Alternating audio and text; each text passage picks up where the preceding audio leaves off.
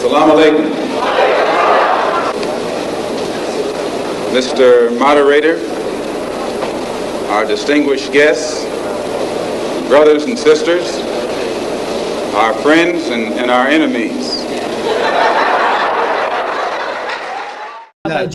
Okay, so just real quickly, Yeah. right? When he was talking about Ibn Abbas saying there are people who write abajad, what Ibn Abbas is saying is that if you I'm not sure if you can see it. Let me see my mouse. Okay, my mouse is here. These letters here, abajad. That's what it is in Arabic. Abajad, and then how was right? It's the actual letters that the brother Tim Humble.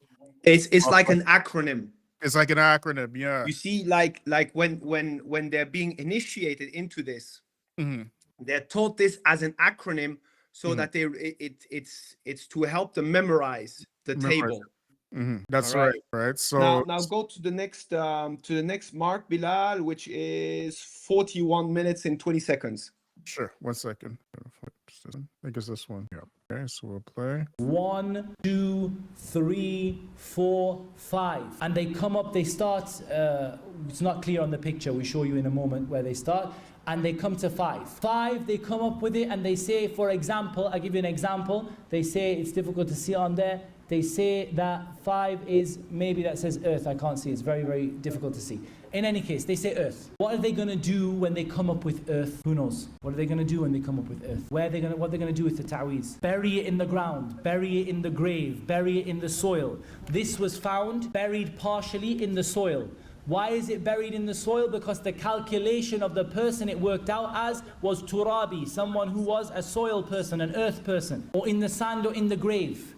If they're a person of fire, what are they going to do with it? Put bukhur, put incense and burn it. If they're a person of water, what are they going to do with it? Put it in water, in the sewer, in the toilet, in the water, in the sea, in the river. And so on and so forth. If they're a person of air, what did we see in the previous videos? The bird, or hang it on a tree so that it blows in the wind. This is the action of the magicians. And I'm just giving you a brief overview. There's more to learn than that, but that gives you a brief overview. This set of numbers is very important for deciphering the... Before I continue, people, this is an excellent series of lectures that I advise all of you to watch. It's by Tim Humble. It's called Ruqya Course or Ruqya Support or something along those lines. It is very, very, very informative. And those are really things you need to know about. You need to, because many people, from the dumbing down of our atheist societies, is to think that all of this is just, how to say, it's just old tales that are like myths, folklore, exactly. And you shouldn't worry about these kind of things. No, you should worry about this, and you need to take a precaution. It's not difficult, but if you don't do it, well, you're vulnerable now.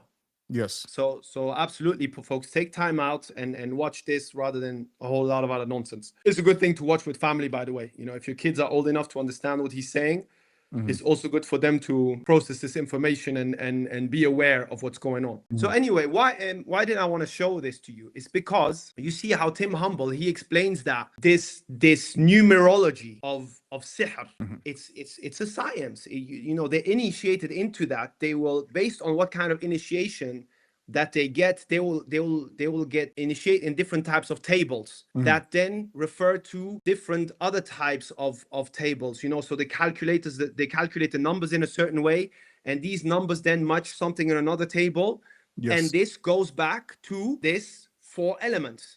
And based on these 4 elements, they do a different type of sihr. So when it's a sihr that is done against an individual, they do the numerologic counts with the person's name and, you know, the time of the year where he was born, and that enables them to calculate what would be the appropriate sihr to harm this individual in a certain way. And that's what this element stuff is. So as Bilal was explaining, whenever you see this 4 element stuff, you came at the cliff of Kufr. Any step into that and you're gone. You're gone, yeah. You gotta run for your life. You know, when you see this particular thing, because the way it's presented to the people is like something that is innocent and innocuous and, you know, like games and things like this, right? But it's not a game. It's something that's very serious, right? And absolutely. and it's so widespread. And this is one of the things that the Prophet ﷺ, he warned against from the seven sins, the seven that he says to stay away from during the last days, right? It's al-mubiqat, the sins that are awbaq. It means to annihilate. It just, it's the nuke.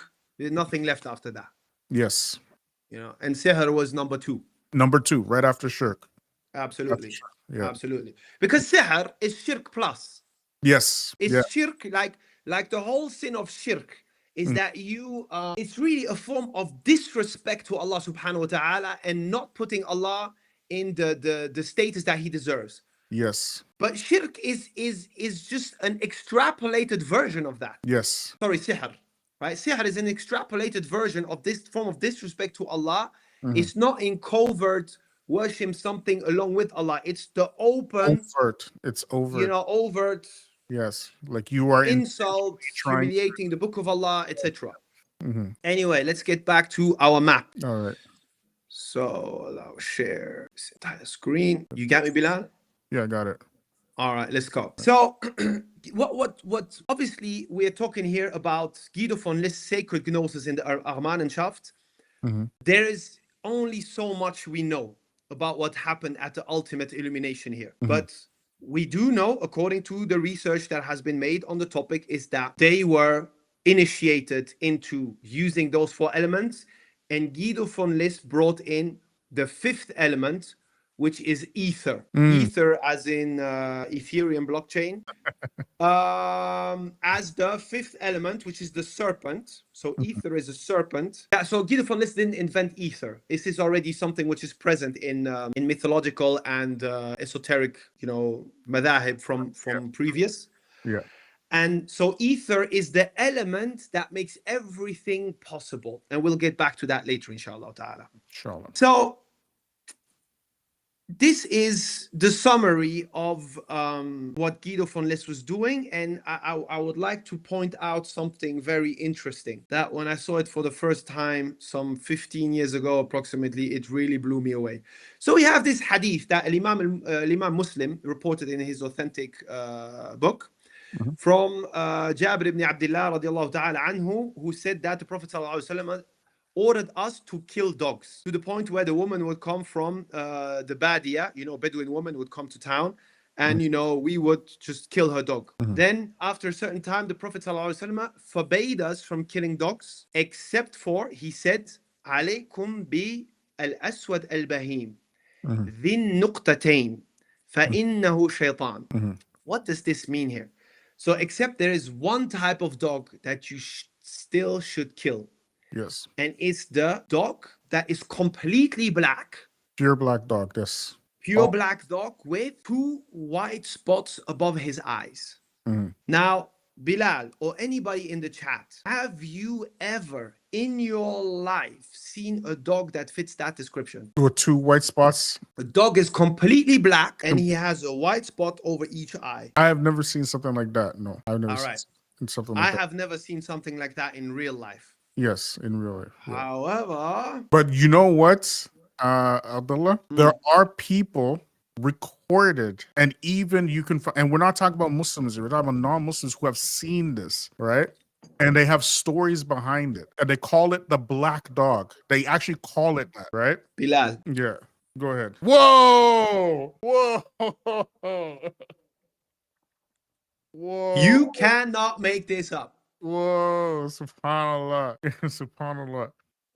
Bro, you know who else saw this? What's the son of Sam's name? I can't remember his name. But the serial killer, his name is the son of Sam. He saw it. He said he spoke to a black dog that ordered him to kill all those people, right? Son of Sam. Right. You have truck drivers who have an entire thing about the same type of black dog, right? And they're saying that before they crash or whatever, they seen a black dog, right? SubhanAllah al-Azim.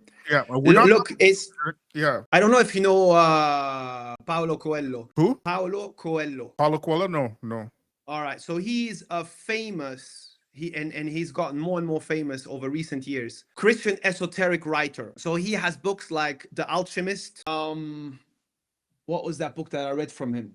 The Pilgrim. That's the book that I read from him. Oh yeah, subhanallah, ya akhi, this book, ya Bilal. So it's basically, he is already teaching you sihr and messing with the unseen right in there in that book. So he describes the pilgrimage of someone who is initiated into a Christian esoteric sect. So it's the pilgrimage to Compostela, which is a grave in northwest Spain, above Portugal. And there is different ways of doing this pilgrimage. If you're doing the full one, you're actually starting from the French border. So you're going the whole north of Spain on foot, and there is a master that appears. So you have to ask, you have to ask within your fraternity, your group, your sect, whatever you want to call it.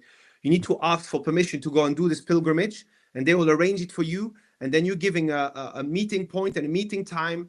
And then when the pilgrim goes there, the master appears to him, and he tells him where to go and what to do along the way. And then when he reaches the next station, which is like days of walk away, the master reappears to him. All right. And in that pilgrimage, Paulo Coelho, he describes the fight of the black dog. Paper gold. You see, black folks are chumps. If America were to tell you to bring all the rocks in this country to her, and she'll give you $1 million for it, you'll do it. And the next day she'll tell you we're using rocks for currencies, chump.